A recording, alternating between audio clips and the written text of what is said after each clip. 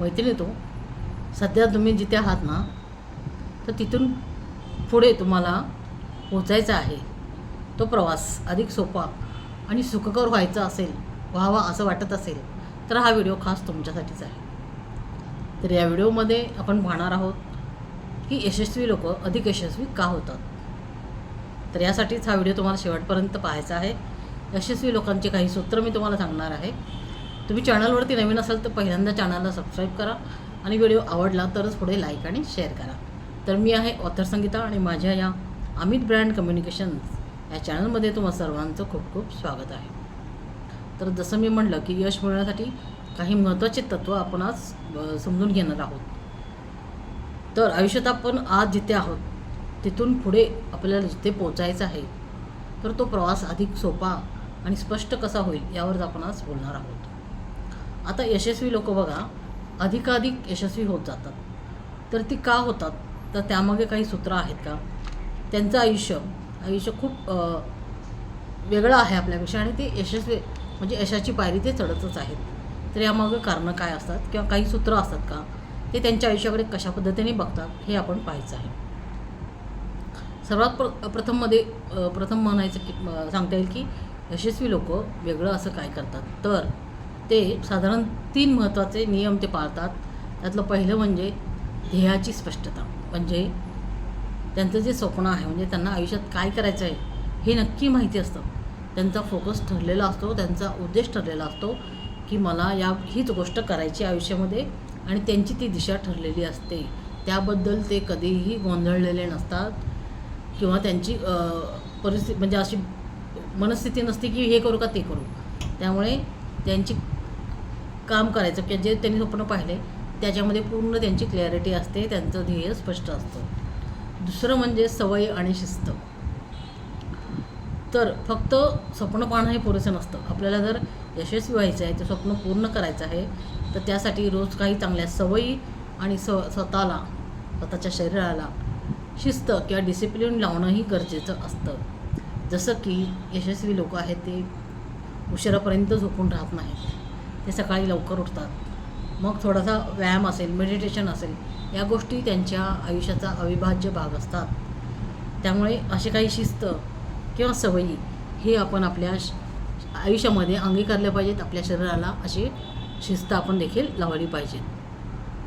पुढची तिसरी गोष्ट म्हणजे 100% जबाबदारी.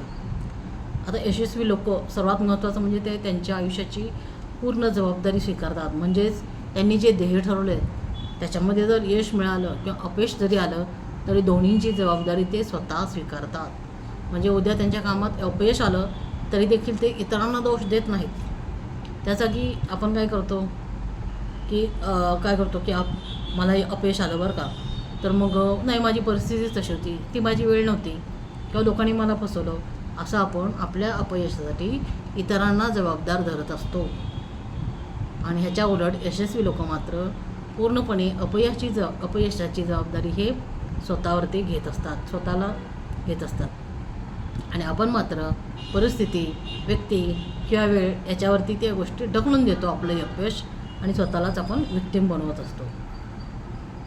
आणि मग बदल त्याच्यात करण्याची वेळ आपल्या हातूनसुद्धा निघून गेलेली असते.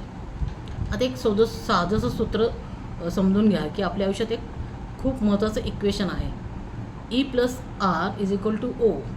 आता ई म्हणजे काय आहे, ई म्हणजे इव्हेंट आहे, आर म्हणजे तुमचा रिस्पॉन्स आहे आणि ओ म्हणजे त्यातून मिळणारं आउटकम म्हणजे परिणाम. एखादी घटना, तुमची त्यावरची प्रतिक्रिया आणि त्यातून निघणारा आउटकम म्हणजे परिणाम. तर लोक असं समजतात की समजा आता उदाहरण घ्यायचं आहे याचं, तर तुम्हाला बोनस मिळाला तर काय करणार, तो तुम्ही सगळा बोनस खर्च करणार. म्हणजे काय झालं, मग सेविंग काहीच नाही राहिली. आणि दुसरं म्हणजे तोच बोनस तुम्ही गुंतवणूक म्हणून ठेवणार, म्हणजेच भविष्यात तुम्हाला आर्थिक स्थैर्य मिळणार आहे. आता इथे बघा घटना एकच आहे पण त्याचे परिणाम मात्र वेगवेगळे आहेत. एक तर सगळा बोनस तुम्ही खर्च करणार किंवा दुसरं म्हणजे तीच रक्कम तुम्ही भविष्याची तरतूद म्हणून एक आर्थिक स्थैर्य म्हणून तुम्ही ती गुंतवणूक करणार. म्हणजे इथं काय झालं की इव्हेंट घटना एकच आहे पण रिस्पॉन्स मात्र दोन आहेत आणि त्याचा आउटकम पण वेगळा आहे. आता वास्तव जीवनातही एकच परिस्थिती ही वेगवेगळ्या लोकांसाठी वेगवेगळा परिणाम देत असते. आता अजून एक उदाहरण बघा की तुमच्या जवळच्या व्यक्तीने जर तुमचा वाढदिवस ती विसरली तर आपण काय म्हणणार, ती मला महत्त्वच देत नाही, किंवा दुसरं काय असू शकते रिस्पॉन्स तुमचा की काहीतरी प्रॉब्लेम असेल, मी तिला विचारायला हवं. म्हणजे दोन्ही ठिकाणी घटना तीच आहे, वाढदिवस विसरली आहे समोरची व्यक्ती, पण आपला रिस्पॉन्स कसा असतो, एकतर आपण म्हणतो की ती मला तितकं महत्त्व देत नाही म्हणून माझा वाढदिवस विसरली, आणि दुसरं म्हणजे आपल्या मनात हा विचार येतो की काहीतरी प्रॉब्लेम असेल आणि आपण तो तिला विचारायला हवा. तर असं आपल्या जीवनामध्ये सुद्धा ह्या दोन गोष्टी अशा परिणाम करतात.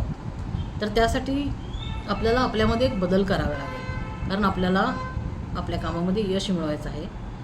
तर आपल्या आयुष्याची 5% तरी जबाबदारी आपण घ्यायला हवी. तर या 5%मध्ये काय होऊ शकतं, तर रोज 10 मिनटं लवकर झोपणं असेल, थोडं जास्त पाणी पिणं असेल रोजच्यापेक्षा, थोडी थोडी बचत करणं सुरू करणं, एखाद्याचं समोरच्याचं शांतपणे ऐकून घेणं.